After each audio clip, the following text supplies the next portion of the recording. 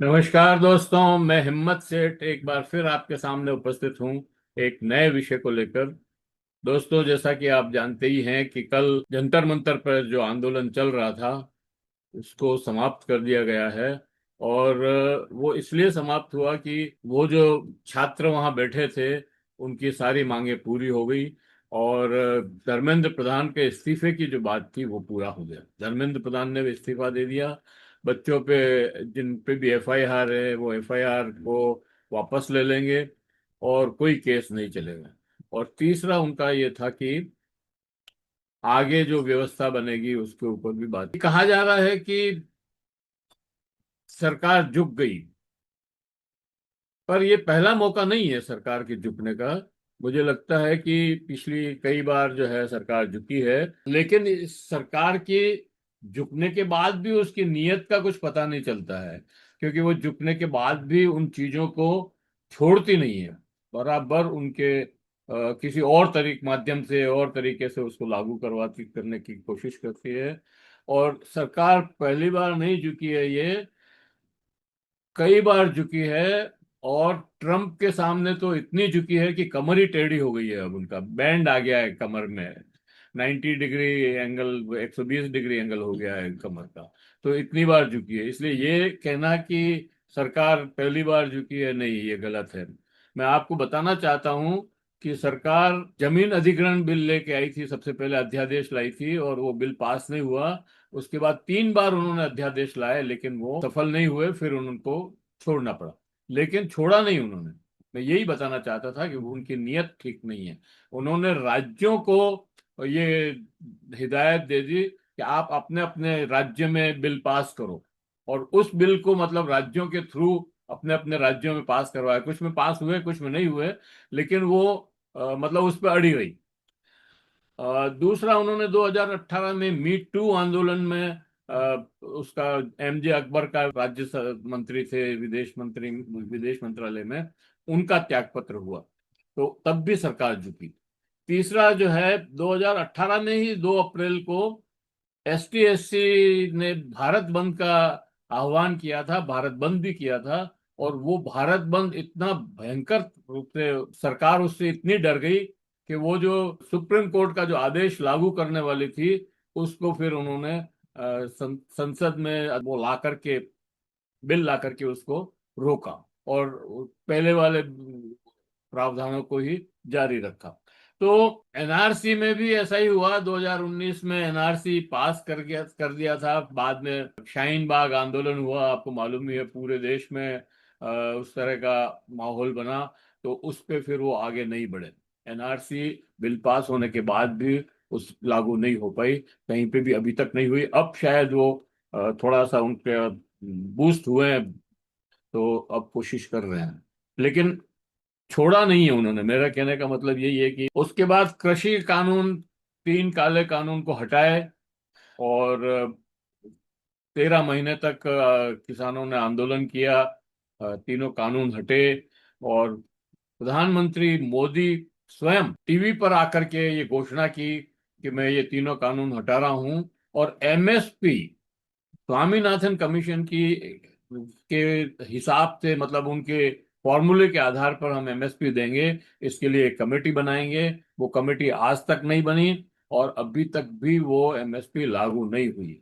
इसलिए मैं कह रहा हूं कि इस सरकार की नीयत ठीक नहीं है। ये कई बार ऐसा करती है। और फिर वो 3 कानून उन्होंने नई कृषि विपणन नीति के तहत वैसे के वैसे वापस लिया है।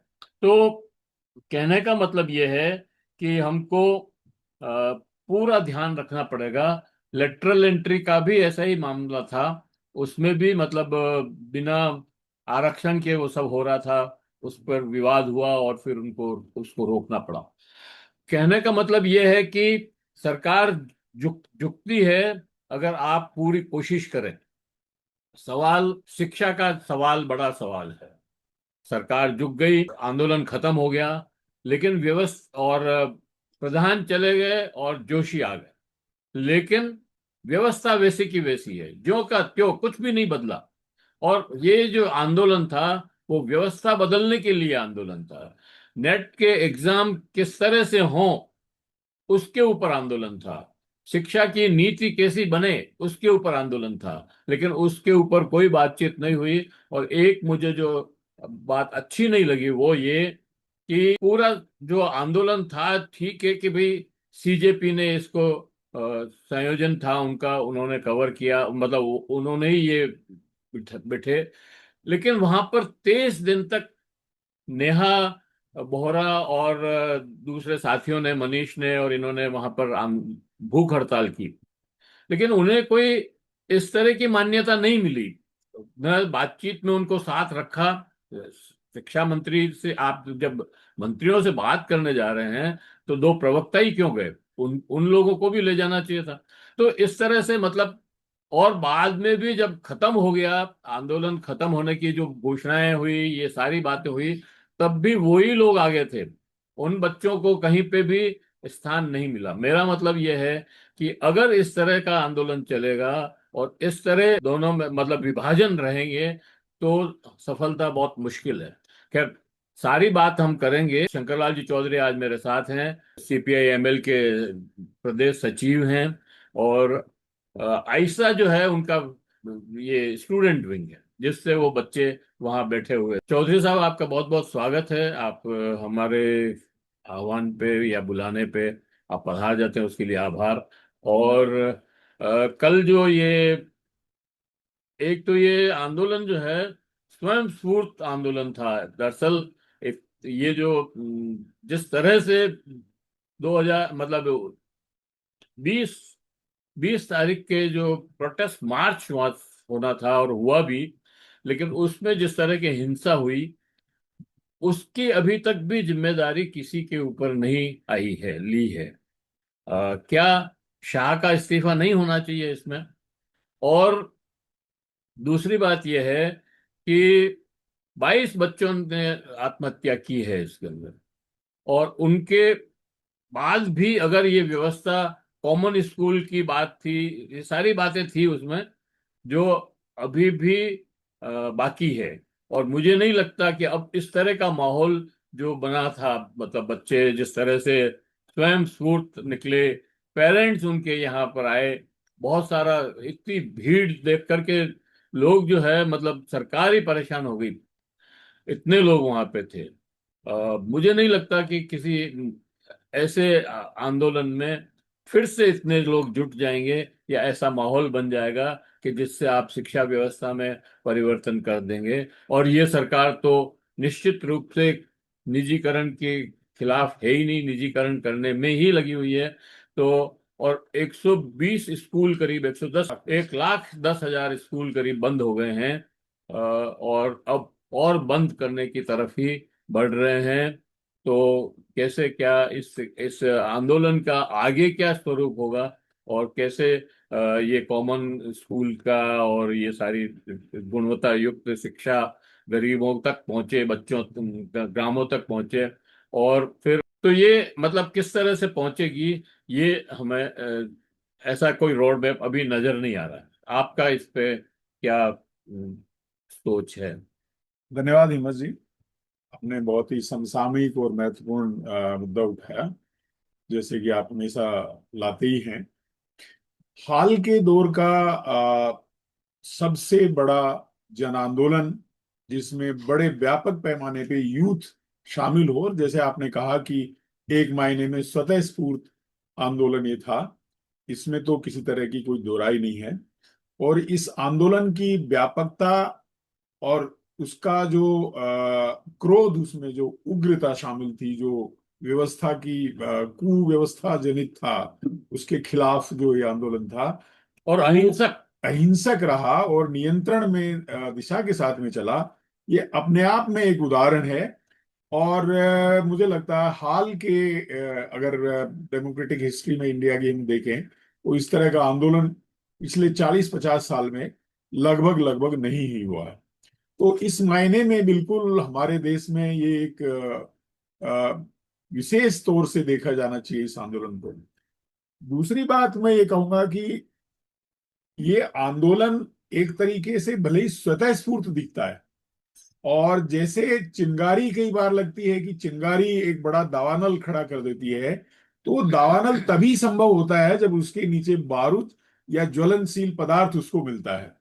और ये हमारे समाज में जो स्वतः आंदोलन है उसके नीचे जो बेरोजगारी से जनित, शिक्षा में अव्यवस्था से जनित, जिसमें ये परीक्षाओं की विफलता, पेपर लीक, सारी चीजें शामिल हैं, इस सब का बारूद, ये गंदगी यहाँ। और तीसरी तरफ फिर ये सरकार ऐसी थी जो किसी की सुन नहीं रही थी, और उसने ये अपना एक चरित्र बना के और उसको जनता के सामने रखने की कोशिश की कि कुछ हो जाए, हम बदलते नहीं है। और इसको कई बार उन्होंने अपने ढंग से प्रकट किया है। और जिसमें वो राजनाथ सिंह का जो एक फेमस, इनफेमस कहना चाहिए उसको, कुप्रसिद्ध कहना चाहिए, एक खराब वाच कहना चाहिए, जिसमें उन्होंने कहा कि हमारे एनडीए में इस्तीफे नहीं होते।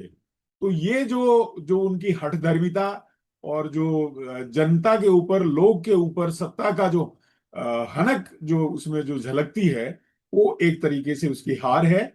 और इस आंदोलन की जीत केवल इस आंदोलन की जीत नहीं है, मैं सोचता हूँ इस दौर में ये लोकतंत्र की जीत है, संविधान की मूल्यों की जीत है। इस तरह से हम उसको आंकना चाहिए, हमें देखना चाहिए, क्योंकि ये एक ऐसी सत्ता के खिलाफ आंदोलन था जो अपने आप को ये कहती थी कि हमें कोई जीत ही नहीं सकता, और हम तो एक नया, एक ऐसा प्रतिमान लेके चल रहे हैं जिसमें हम जो कुछ कर रहे हैं वो सही है, वो सच है, और अगर हमारे खिलाफ कोई बोलेगा तो कुचल दिए जाएंगे।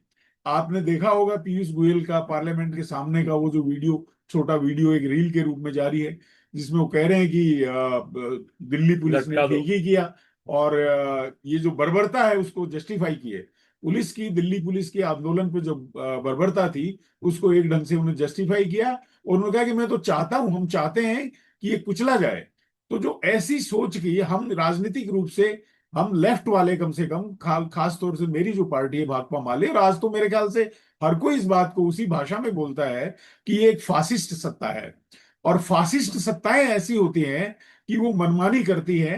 वो एक जो बहुसंख्यक समाज है उसके सामने एक अल्पसंख्यक समाज को सारी बीमारियों का दोष उस पे मंड के, सारी व्यवस्थाओं का, व्यवस्था का दोष उस पे मंड के, और वो एक तरीके से मोनोपोली सत्ता पे स्थापित करती है और दमन का कुचक्र चलाती है। तो उसकी ये गलतफहमी यहाँ दूर होनी चाहिए कि इसको तोड़ दिया। तो ये मैं समझता हूँ कि आंदोलन और पीयूष गोयल का जो वो बयान था सर, वो तो किसी भी तरह से डेमोक्रेटिक था ही नहीं। नहीं नहीं, बिल्कुल वो नहीं। तो कह रहा है कि तीन चार कॉकरोचों को लटका दो ताकि उनको हाँ, पता पड़े कि ये हमारी ताकत कितनी है। मतलब वही, तो ये तो बहुत ही मतलब शर्मनाक है ये किसी एक्चुअली। डेमोक्रेसी में किसी मंत्री द्वारा, मैं तो कहता हूं कि सबसे पहले ये मोदी के ध्यान में और उनकी कैबिनेट के ध्यान में भी वीडियो आया होगा। बिल्कुल। तो धर्मेंद्र प्रधान के पहले उसको, इसका मुझे इस्तीफा लगता है देना उसको, चाहिए। उसका इस्तीफा नहीं, उसको बर्खास्त किया जाना चाहिए था। बिल्कुल।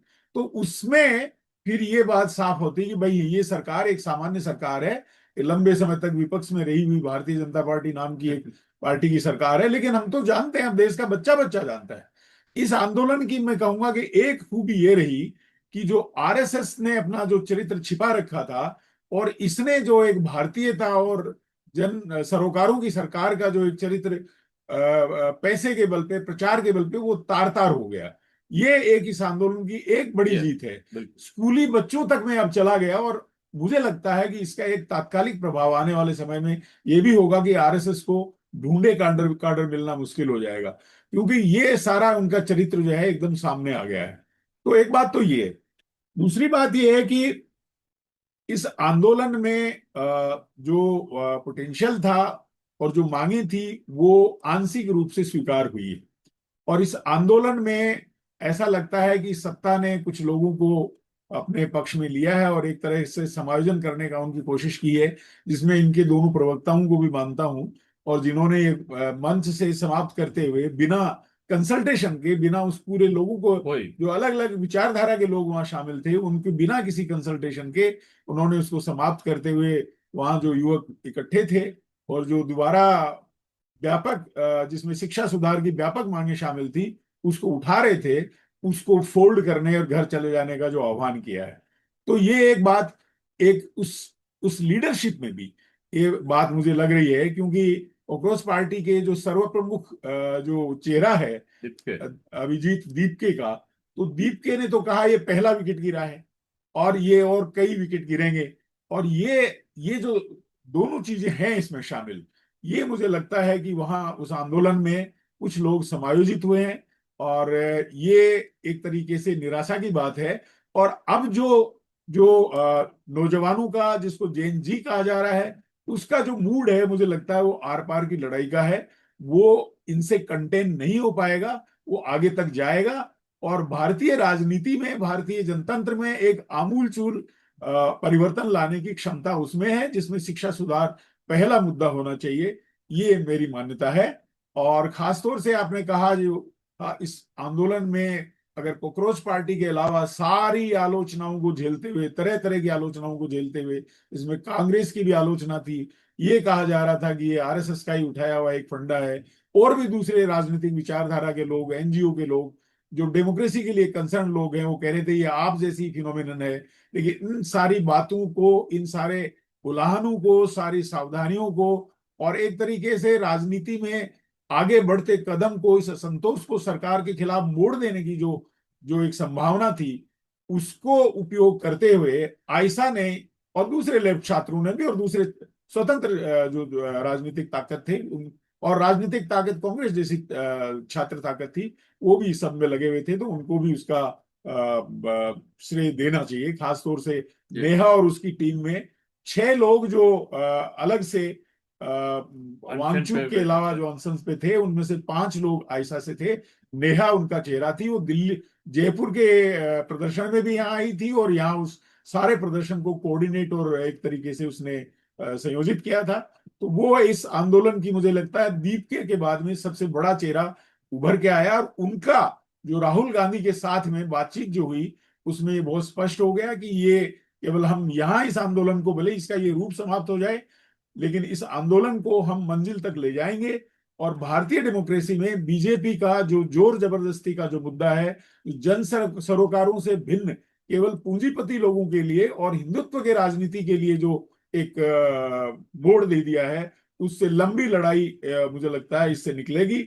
और वो लड़ाई अंततः इन फासिस्ट ताकतों को हार का मुंह दिखाएगी, ये हमारी आशा है।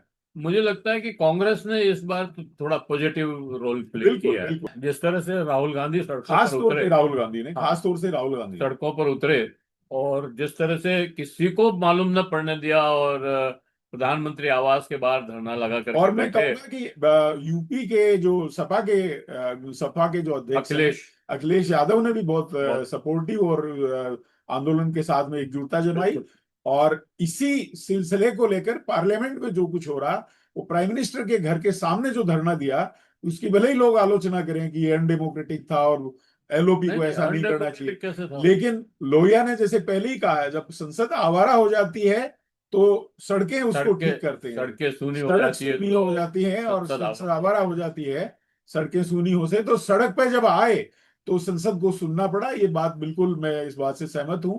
और ये इसने भी एक बड़ी भूमिका इस आंदोलन को मंजिल तक पहुंचाने में और मदद की है। दरअसल मुद्दा तो कांग्रेस ने ही उठाया। जो छात्रों की गूंज करके जो कार्यक्रम राहुल गांधी कर रहे थे, कोटा में भी किया उन्होंने, देहरादून में भी किया, बिल्कुल इलाहाबाद में करने वाले थे, बनारस में करने वाले थे, उसके बीच में ये आ गया। तो उन्होंने इसको समर्थन तो दिया। बाहर से साथ नहीं बैठे वो एक अलग बात है, लेकिन पूरा समर्थन दिया। और लड़कों को कहीं पे भी निराश नहीं होने दिया, बच्चों बिल्कुल को। सही। मैं तो बस एक छोटी सी बात यहाँ ये कहना चाहूंगा कि कांग्रेस के खेमे में शायद जो एडवाइजर हैं उनके, वो शायद ये कह रहे थे कि हमको अब अपनी पार्टी और अपने संगठनों के बलबूते एक आंदोलन खड़ा करना चाहिए। बात ठीक है, पार्टी की चिंता हो सकती है, लेकिन एक झिझक थी उनको आंदोलन के साथ खड़े होने में। वो उनको लगता था कि क्रेडिट हमें मिलना चाहिए। कोई दिक्कत नहीं है, आप अपना क्रेडिट लीजिए, जनता जिसको क्रेडिट देगी मिलेगी। और इसलिए काफी लंबे समय तक उनकी पूरे देश भर में उनका आंदोलन चला है। ऐसा ये नहीं कहा जा सकता। एनएसयूआई ने अच्छा आंदोलन किया है, ब्लॉक स्तर तक आंदोलन गए हैं। लेकिन वो जो मूड है देश का, जिस आंदोलन के साथ देश की भावनाएं जुड़ गई थी, उसके साथ एकजुटता दिखानी चाहिए थी। राहुल गांधी से मुझे लगता है बाकी लोग इस मायने में थोड़ा भिन्न स्टैंड ले रहे थे, लेकिन अंततः राहुल गांधी उस आंदोलन के साथ आए, और उसके चलते ये एक बात बड़ी जीत हुई है, इसमें कोई दो राय नहीं। नहीं, ये कांग्रेस की तो खैर, Congress party with in party जो है बड़ी प्रॉब्लम है ये, कि उनके यहाँ मतलब कोई एक सिद्धांत या एक नीति वाले लोग नहीं है सब। वहां पर कोई कोई कैडर बेस्ड पार्टी तो है नहीं वो। और फिर दूसरी बात यह है कि वहां पे कुछ लोग अपना स्वार्थ सिद्ध करने के लिए भी वहां की उसकी लीडरशिप को जो है भ्रमित करने का काम लगातार कर रहे हैं। आज नहीं, मतलब ये इस आंदोलन में ही नहीं, लगातार कर रहे हैं। आप देखिए, अभी थोड़े दिन पहले लोगों ने ये चलाया कि जेपी मूवमेंट जो है वो तो विदेशी हाथ था उसमें। जेपी तो खुद ही जो है आई आई वो सीआईए के एजेंट थे। ऐसे ही लोहिया के बारे में कहा कि इन्होंने ही जो है इनको ये रास्ता दिखाया और सत्ता तक पहुंचने की सीढ़ी बनाई। लेकिन उनको ये नहीं मालूम है कि ये लोग जो है मतलब उस आपातकाल से लड़ रहे थे जो कांग्रेस के राज में था। और कांग्रेस ने जिस तरह से उस समय, इसी तरह जैसे अभी नरेंद्र मोदी कर रहे हैं, उसी उसी के अनुरूप करीब करीब कांग्रेसियों ने समाजवादियों को कितना पीटा, जेल में डाला, बहुत सारा। तो सरकार और लोहिया का तो एक ही मामला था कि वो चाहते थे कि ये जो सरकार समझ रही है कि हम अजय हैं, कांग्रेस अजय है, वो अजय नहीं है। और हमारे वोटों के विभाजन से ये सरकार जो है बनती है, तो हम विभाजन रोकें और केवल चुनाव में जो है समझौता करें। मतलब बाकी तो आप अपने अपने सिद्धांतों से, नीतियों से अपने आप काम करें। लेकिन वो, तो मेरा कहने का मतलब ये है कि ये जो लोग हैं पहले भी चुनाव 2024 के चुनाव के पहले ये सारी बातें कर रहे थे। फिर अभी यूपी का चुनाव आ रहा है तब बातें कर रहे हैं कि अरे अखिलेश क्या है, वो तो उस एयर कंडीशन से निकलता ही नहीं है। और सब जगह राहुल तो घूम रहा है, वो क्यों नहीं जाता है, वो हम साथ क्यों नहीं चल। अरे भाई, जब कांग्रेस का प्रोग्राम है तो दूसरी पार्टियां कैसे आएगी? इंडिया ब्लॉक का प्रोग्राम बनाओ और उससे ये प्रोग्राम दो कि भाई हम ये करेंगे, तब जाकर के सब सब साथ होंगे। इसमें एक बात और महत्वपूर्ण बात या मैं जोड़ना चाहूंगा। आपने जब ये कहा तो मेरे दिमाग में आई कि इसका एक प्रभाव, ये जो कुछ हुआ है और इस आंदोलन की जो जीत हुई है, उसका एक प्रभाव, मुझे तात्कालिक प्रभाव पार्लियामेंट्री पॉलिटिक्स में ये लग रहा है कि इंडिया ब्लॉक को छिन्न भिन्न करने की जो इनकी योजना थी, वो और खत्म। उसके चलते जो विमेन रिजर्वेशन बिल के बहाने ये परिसीमन की बात को आगे बढ़ा रहे थे और उसमें दलों को तोड़ रहे थे, मुझे लगता है इंडिया ब्लॉक इससे कंसोलिडेट होगा। और पार्लियामेंट के प्लेटफॉर्म पे भी इस सेशन में कम से कम मुझे लगता है इनको मुंह की खानी हाँ, पड़ेगी। मोदी। और वो जो तात्कालिक मुद्दा हालांकि उन्होंने रखा है, लेकिन मुझे लगता है कि अब उनको सोच समझ के उस पे, और वो शायद हो सकता है आगे ले जाना पड़े, और अंततः उसकी क्या स्थिति होगी, ये एक पॉजिटिव डेवलपमेंट मैं देखता हूं बिल्कुल कि इसमें इसका बिल्कुल, असर इसमें कोई दो राय पार्लियामेंट्री पॉलिटिक्स पे भी इस आंदोलन का नहीं। पड़ा ये है। तो खैर, ये ऐसे तो ये आंदोलन बहुत बहुत सारे प्रभाव डालेगा इंडियन पॉलिटिक्स के अंदर, बहुत दूरगामी प्रभाव होंगे इसके। और मेरे को लगता है कि नरेंद्र मोदी भी अब सचेत हो जाएंगे कि उस तरह की दादागिरी अब नहीं चलने वाली है जैसी अब तक चला रखे थे। और जिस तरह से इन्होंने पार्टियां तोड़ी, वो भी शायद अब संभव नहीं होगा। क्योंकि अब लोगों के सामने एक विकल्प खड़ा हो गया है। लोगों को मालूम पड़ गया है कि एक विकल्प है जो इंडियन पॉलिटिक्स में एक अपनी जगह रखता है, और उसको अगर मजबूत किया जाए तो इस सरकार को हटाया जा सकता है। इसलिए वो, अभी तक जो ये था कि भाई अब इसका कोई विकल्प नहीं है, इसलिए पार्टियां टूट रही थी, तोड़ रहे थे, पैसे भी दे रहे थे। हालांकि ये बहुत बड़ी बात है कि 50-50 करोड़ के सामने अगर कोई सांसद बिक जाता है या एमएलए बिक जाता है तो उसका क्या मतलब, वो तो पैसों का प्रभाव है। तो ये सारी बातें हैं। आप इस पे और कुछ कहना चाहें तो? नहीं, बात हो गई, जो सारी बात थी उसमें आ गई।